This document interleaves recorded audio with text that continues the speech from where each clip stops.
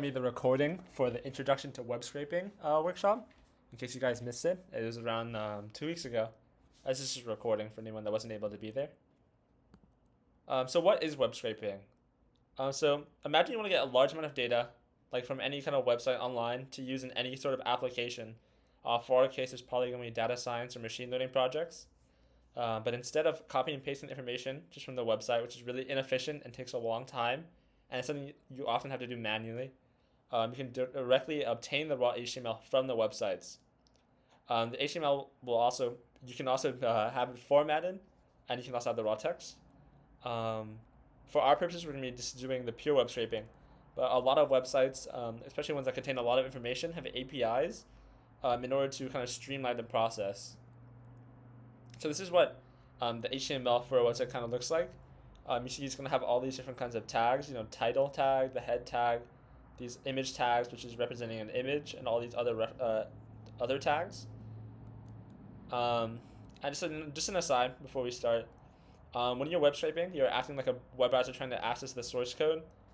And so you have to be careful of how you're web scraping and making sure that what you're web scraping is not against the site's terms of service.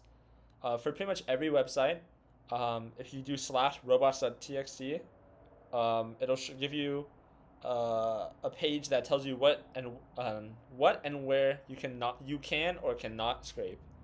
So this is what it looks like. You see this asterisk or this star that's saying that no one can scrape any of these, right? So no matter who you are, you can't scrape the /CAAS. You can't scrape the /_finance _double down. And these ones are particular bots. You don't really have to worry about those as much, seeing as you're not these bots. But if you were to be Googlebot trying to scrape this, you couldn't scrape these as well.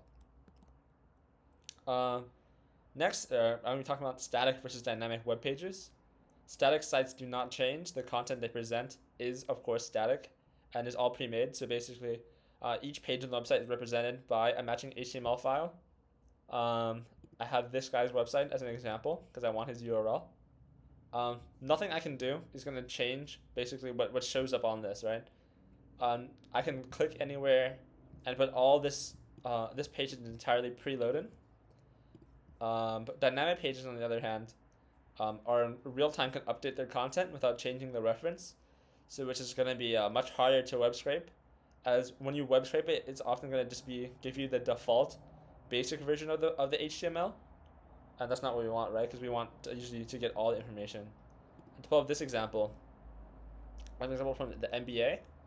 So you see, even though we have in the search page, the top 50 players.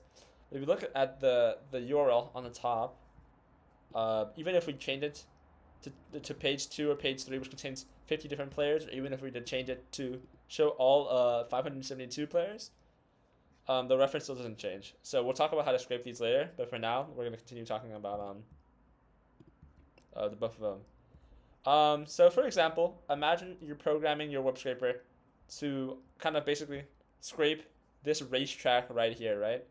And so you can give it the instructions to race this particular track, and it'll work great. But what happens when the track changes to the track on the right? Of course, if you code it to only do these exact instructions, it's not going to work, right? So how do we deal with that? What we're going to be talking about today is a library called Selenium and associated with Chrome driver. So think of Selenium as a library that allows you to automate browsers. That's all it does, right? It allows you to automate browsers to do whatever you want to do with the browser. Chrome driver, on the other hand, allows you to control the automation. And so basically, we're going to use it to scrape these dynamic sites. We can wait for content to load with Chrome driver and Selenium. We can interact with pages, click buttons, open drop-down menus, scroll dynamically updating feeds. Think of TikTok, YouTube Shorts, that kind of stuff. We can use it to also fill out forms. So here are some further resources if you want to check it out, and I'll show you the notebook in a second. Just make a drink of water.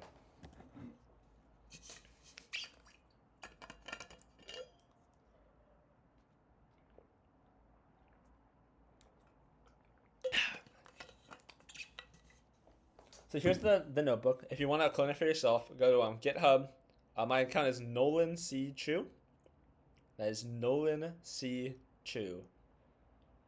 Okay, so first we're going to import all of these. You only need pandas, request, the request library, BS4, which is beautiful soup, and Selenium, of course. So first we're going to show how to web scrape statically. So first off, we're going to need to get the URL of the site you want to scrape. And if you want to pull this URL up, this is what the site looks like. It's called quotesandScrape.com. It's a super basic like tutorial site so that you can learn how to web scrape. And we see that these quotes have the text itself. It has the author and it has these tags. And another thing we notice, remember how I talked about static versus dynamic pages? When I click this next to show the other quotes, it changed the reference. So we can manually change the page instead of dynamically changing it. Oh, that's the wrong one. So yeah, we give it this URL, quotesandScrape.com. We pass it to request. What request does, it basically sends HTTP requests to the website in order to get the HTML back. And then to process that, you're going to have to put it into this parser, beautiful soup. Let me run this. And what you should get is this very long HTML. I'm not going to go through particularly because it's way too long.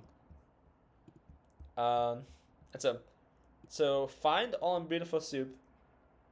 Basically, actually, if we go back to this HTML, when we use find all, we can find every instance of our particular tag, in this case div, with particular attributes, in this case class, the class being quote. So it's going to parse through all of them and find all of the instances, basically, of all the individual codes. Of course, the quotes themselves are going to have multiple parts, but we'll get to that in a second. So now we have in each individual quotes HTML. So we're going to establish a dictionary with what we know it has. We know it has a text, right? We know it has an author, and we know it has tags. So what we're going to do is for each quote in quote list, we're going to append to the dictionary that particular piece of data. So when we use find in comparison to find all, what find does, it finds the first instance of it, right? And I use this dot text to get rid of the bunch of HTML stuff that we don't really care about. And then I'll put into a data frame at the end. So what this ends up doing after we clean all of it is now we have this data frame of the first 10. This is only from the first page of all these quotes with the associated author and the associated tags. Now we're going to talk about changing pages manually for the static sites. So we have an idea of what it looks like, right? We know that to control the pages, it's going to be page 3. I can show you page 4. And just for reference, it goes up to page 10, right? And so, whoops, wrong one again. It goes to the page 4. So we know this, right? So we can set for I in range from 0 to 11. We have a URL, quotesandScrape.com. It's going to be an F string where we can replace this with some number I, right? And so we get the URL, we send the request, we do all the same things. We get the data, we get the quotes, and then for each quote in each page, we do the same thing. I'm going to show the first 20 because it's gonna be too long to show. That's what the first 20 quotes look like. And so this one contains all 100 quotes that the website has. I'm just not displaying all of them. Next, we're going to be talking about dynamically web scraping, which is a little more difficult. First, what we need to do is establish some. We need to establish a web driver. So in this case, we're going to call it driver. So webdriver.chrome, so we can use it in Chrome. We're gonna do the same thing. We're gonna feed it a URL, and we're gonna feed the WebDriver a URL. So what this does, let me run this. It opens a new tab of Chromium, which is like a developer version of Chrome. Give it a second to load. And then what we can do, that's like the robotically controlled version of Chrome. So whatever I do with my Selenium and Chrome driver will happen to this tab. So next, we want to select this drop down right here. So we wanted to display all 416 players. Each page is only going to display 50. So what we can do is, let me show you. If we do inspect on here, and then do an inspect on again to specify, we can get this area. And what we're gonna do is so we can select it with our web scraper. We're gonna copy this thing called the XPath. So the XPath is basically the reference of how Selenium can know where it is. So we're gonna copy this XPath, and I'm gonna paste it real quick, and you're gonna notice something very quickly, which is the same thing that I already have in here, right? It's the same exact thing. So I'm specifying find element. So I'm asking the driver to find some element on the page. In this case, this button. I'm specifying that we're gonna try to find it with the XPath, and then I'm finding the XPath and selecting it, and then I'm using this thing called select by index. So if we go back to if we actually go back to it, we notice that if we go to options, the index 0, which is not the value, we're talking about the index. So the first one is all. So when I run this, we notice that now, without me doing anything, without me clicking it, we can now look at all 416 players that we wanted to. I'm sorry, if you can hear any cars outside, I don't have a window in this apartment, so that might be an issue. Please ignore it. So now we're going to parse through all this larger amounts of data. So we're going to establish another dictionary with this as the source, which is that's basically the driver page. We're going to give it the beautiful soup as a parser yet again. And then this is just kind of basically we're finding the table on the page. We're finding the players in the table, and then we're finding all the data for the players in the table. What you're gonna find is that first it's gonna be a dirty data frame.